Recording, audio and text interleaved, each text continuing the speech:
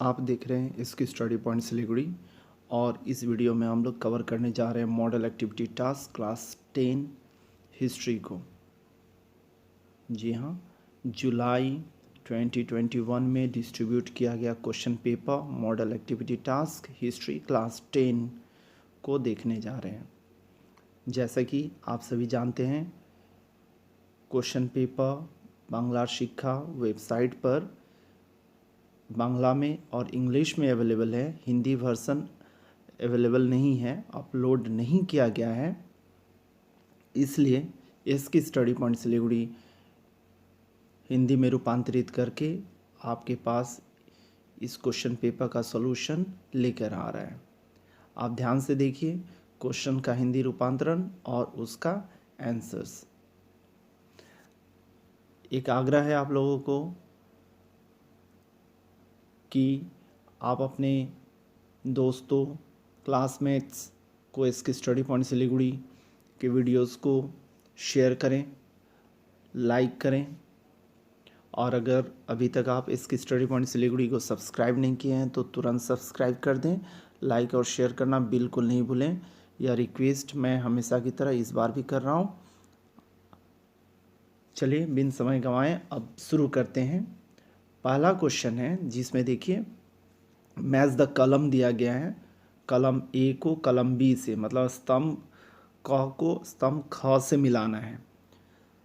तो ए नंबर है subaltern studies, इसका सही उत्तर है रंजीत गुहा। 3 नंबर लक्ष्मी भंडार, बी में देखिए लक्ष्मी भंडार, इसका सही उत्तर है सरला देवी चौधुरानी। सी ऑप्शन देखिए एकेडमिक एसोसिएशन, इसका सही उत्तर है नंबर 2 डेरोजियो। समझ में आ गया होगा आपको।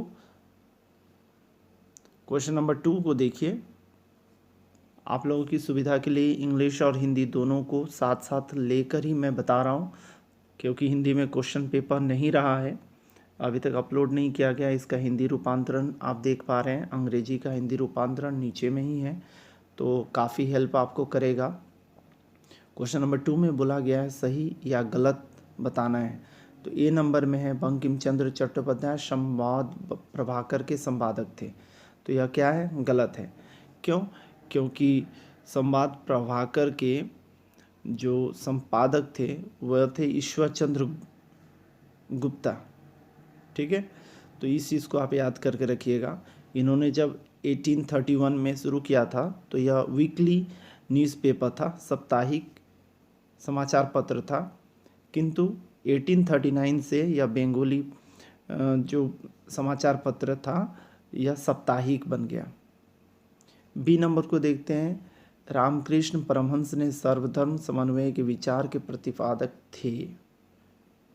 ठीक है, तो इसका सही उत्तर होगा सही। ठीक है, तो यह क्या है? कथन सही है। तो रामकृष्ण परमहंस सर्वधर्म समन्वय के विचार के प्रतिपादक थे। सी नंबर देखिएगा। सुई मुंडा कोल विद्रोह के नेता थे। हाँ सही है।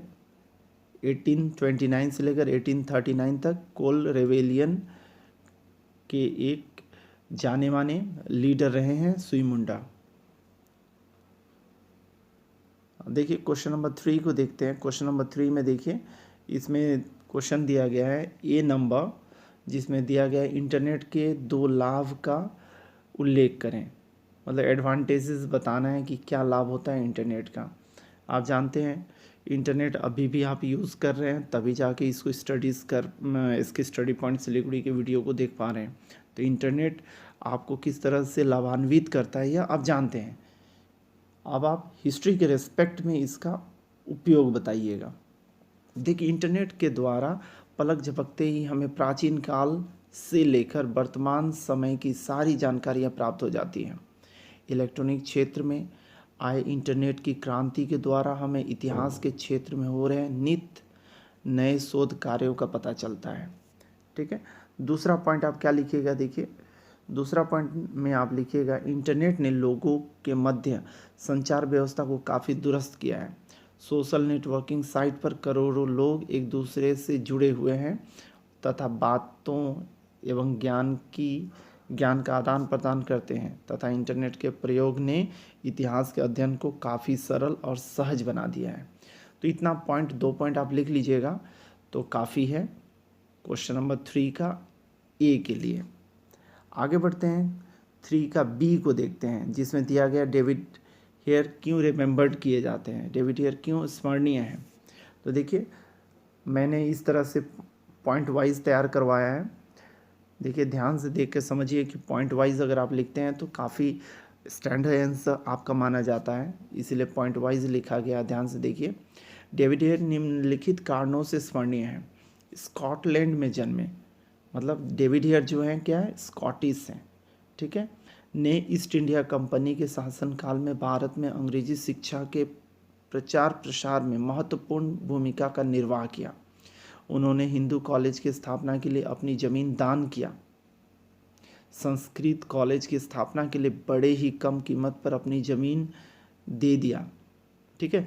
तो यह बहुत ही इंपॉर्टेंट पॉइंट है, हिंदू कॉलेज के बारे में जान के रखिएगा और संस्कृत कॉलेज के बारे में, तो इसलिए ये याद किए जाते हैं।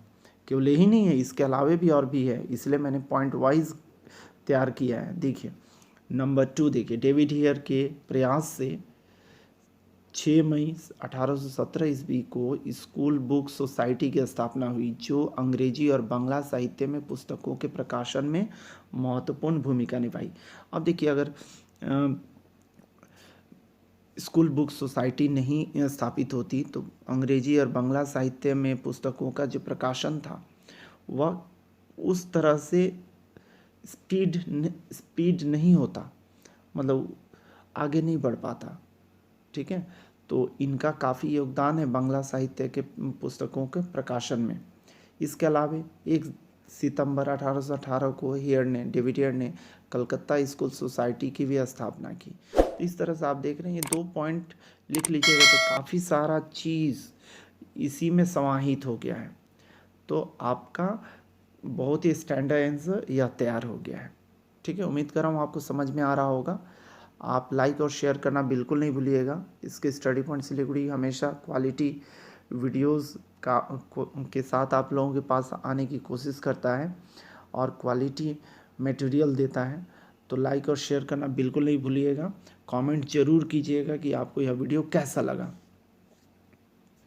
देखिए सी नंबर जो है उसमें बोला गया बरासत का विद्रोह क्या है, व्हाट इज़ बरासत रेवेलियन। देखिए बरासत का विद्रोह क्या था। बंगाल में वहाबी आंदोलन का नेता तीतुमीर था। 1830 ईस्वी में उसने मुसलमानों के धार्मिक सुधार के साथ ही जमींदारों और सूदखोरों के शोषण एवं अत्याचार का विरोध करने के लिए भी उन्हें प्रेरित किया। इनके विचार से प्रभावित निर्धन निम्न श्रेणी के असंख्य हिंदू एवं मुसलमान इनके समर्थक बन गए।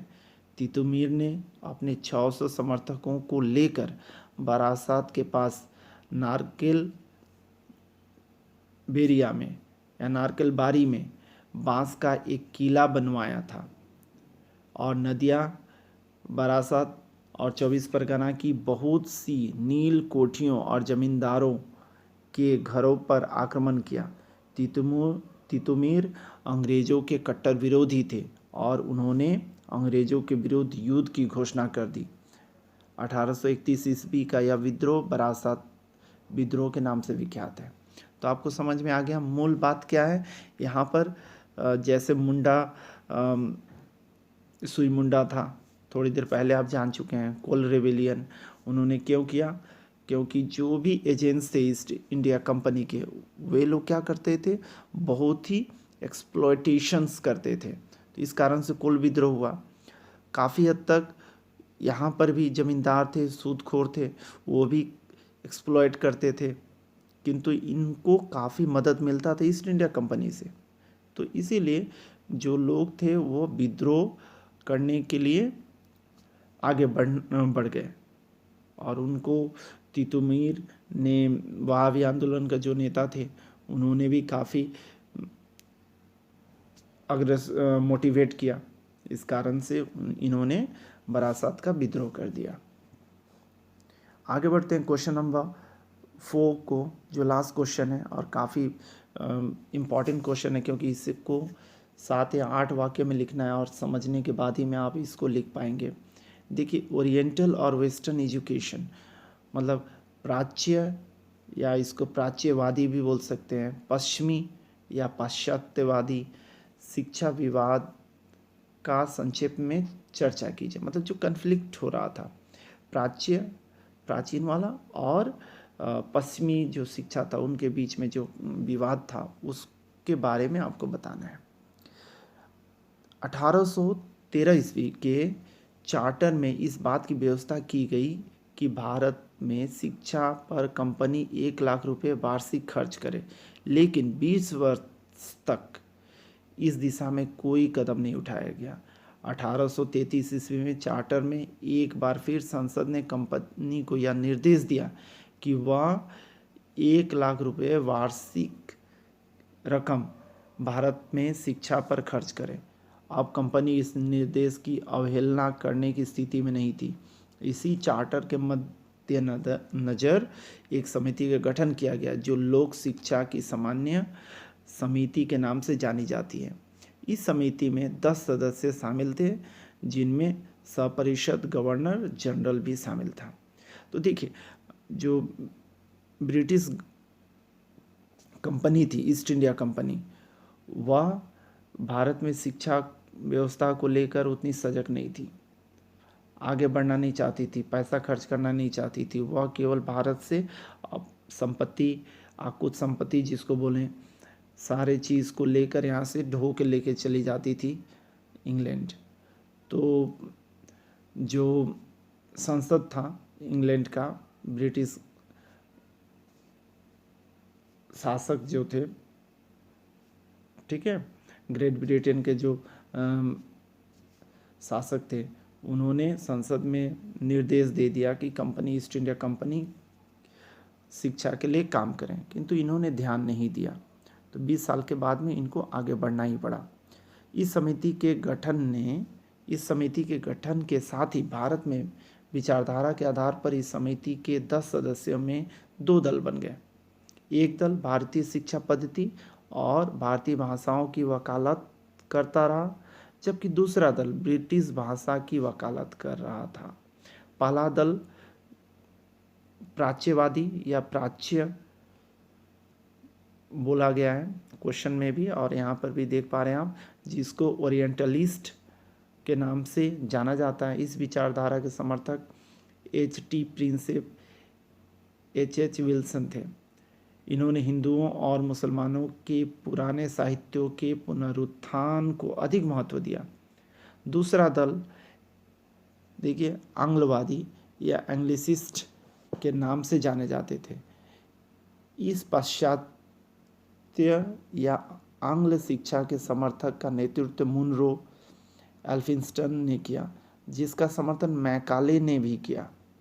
लॉर्ड मैकाले भारतीयों में पाश्चात्य शिक्षा मतलब वेस्टर्न एजुकेशन के प्रचार के साथ एक ऐसे वर्ग का निर्माण करना चाहता था जो रंग और रक्त से तो भारतीय हों, पर विचारों, रुचि, बुद्धि से अंग्रेज हों। मैकाले ने अंग्रेजी शिक्षा की वकालत करते हुए 1835 ईस्वी में एक पत्र जारी किया जो मैकाले स्मरण पत्र के नाम से जाना जाता है। अंग्रेजी शिक्षा के समर्थन में शिक्षित भारतीयों का एक वर्ग भी सामने आ गया, जिसका नेतृत्व राजा राम मोहन राय कर रहे थे। अंततः वायसराय लॉर्ड विलियम बेंटिक ने एक प्रस्ताव के द्वारा मैकाले के दृष्टिकोण को अपना लिया। इसका प्रचार प्राच्य और पाश्चात्य शिक्षा के बीच उत्पन्न गतिरोध समाप्त हो गया और अंग्रेजी भाषा भारतीयों के शिक्षा व्यवस्था का आधार बन गया।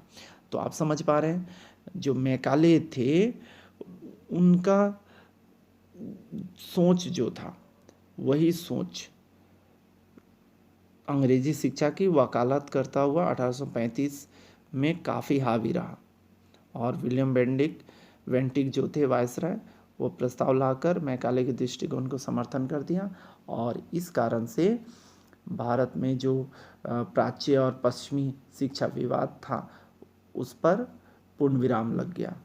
तो उम्मीद कर रहा हूँ आपको यह वीडियो अच्छा लगा होगा, आपको समझ में आ गया होगा इसकी स्टडी पॉइंट सिलीगुड़ी का model activity task, new model activity task, class 10 history. Thank you very much for watching us at SK study point Siliguri.